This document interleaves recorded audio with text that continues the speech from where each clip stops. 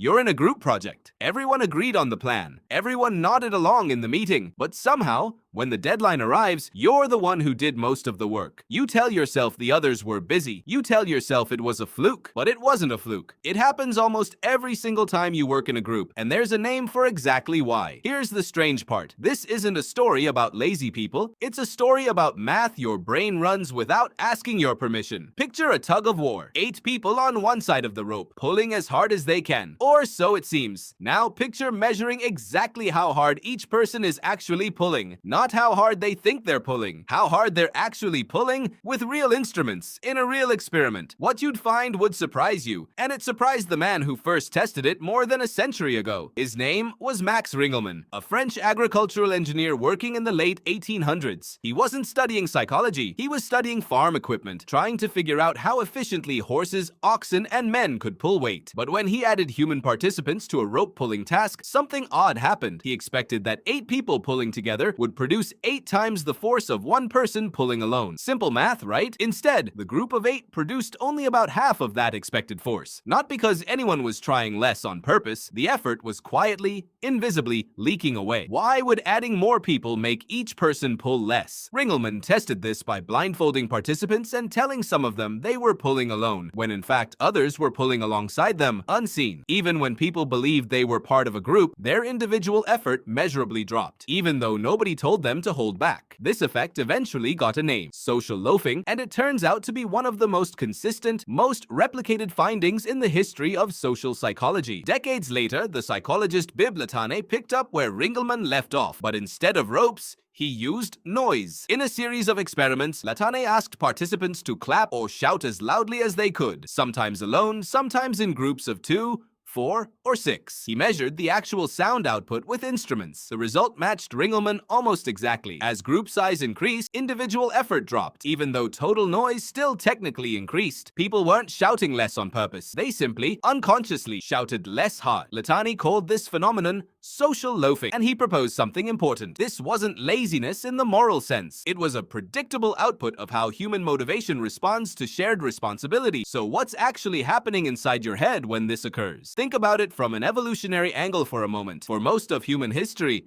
effort was expensive. Calories were scarce. Energy spent on one task was energy not available for another. If your ancestors were part of a hunting group and the group's success didn't depend entirely on their individual contribution, expending maximum effort on every single task would have been wasteful. Evolution doesn't reward maximum effort. It rewards efficient effort. And efficient effort in a group setting sometimes means letting others carry a little more of the load, especially when your individual contribution is hard to measure. This is the key detail researchers eventually uncovered. Individual accountability changes everything. When people believe their personal contribution can be identified, measured, and attributed specifically to them, social loafing nearly disappears. Latané's later experiments confirmed this directly. When participants thought they were being individually monitored, even in a group, their effort returned to near solo levels. The loafing wasn't really about the group. It was about invisibility. When effort disappears into a shared pool with no clear ownership, your brain quietly recalibrates how much to invest. There's a twist here that makes this even more interesting. Researchers later discovered something called the sucker effect. If you believe your group members are slacking off, you're far more likely to reduce your own effort too. Not because you're lazy, but because putting in full effort while others coast feels unfair. Nobody wants to be the only one pulling the rope. So even highly motivated, conscientious people will unconsciously scale back, simply to avoid feeling exploited. The system isn't just about individual laziness, it's a feedback loop, where perceived effort from others directly shapes your own. This might explain something you felt but never quite named. Have you ever been in a meeting where a question gets asked to an entire group and there's a long silence because everyone assumes someone else will answer? That's the same mechanism at work. Psychologists call a closely related version of this the diffusion of responsibility, most famously studied in the context of bystander situations where individuals are less likely to help someone in an emergency if there are other people around who could also help. The logic is eerily similar to social loafing. When responsibility is shared among many, the felt weight of that responsibility on any one person shrinks. Now think about your modern life. Group chats where everyone assumes someone else will respond to the important message. Team meetings where a task gets assigned to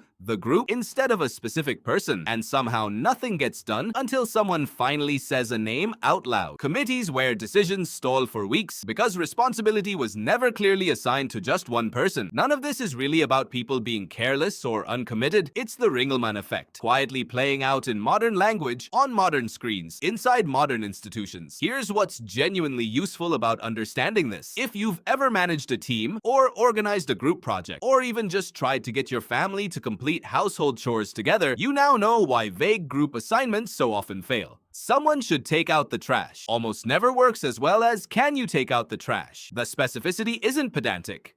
It's psychological. It restores visibility to individual effort, and visibility is the exact thing social loafing depends on eliminating. This also reframes how you might think about your own behavior in groups. The next time you notice yourself contributing a little less in a group setting, that instinct isn't a character flaw. It's an ancient efficiency calculation running quietly in the background, shaped by millions of years of calorie-conscious cooperation. Knowing this doesn't mean you should let it run unchecked, but it does mean you can catch it. You can ask yourself directly, am I holding back because my effort here genuinely doesn't matter, or because it feels invisible? Those are two very different problems, and only one of them is really about effort. There's something almost hopeful buried inside all of this research. The moment individual contribution becomes visible again, human effort snaps right back. People aren't fundamentally motivated to do less. They're motivated to do exactly enough to feel like their effort matters, and no more. Once that sense of mattering disappears, restore the visibility, and you restore the effort almost instantly. So the next time you're in a group project and you notice the work isn't dividing evenly, remember what Ringelmann discovered with a rope more than 100 years ago. It was never really about the rope. It was about how quietly effort disappears the moment nobody's watching closely enough to notice it's gone. You're not the exception to this. You're the rule.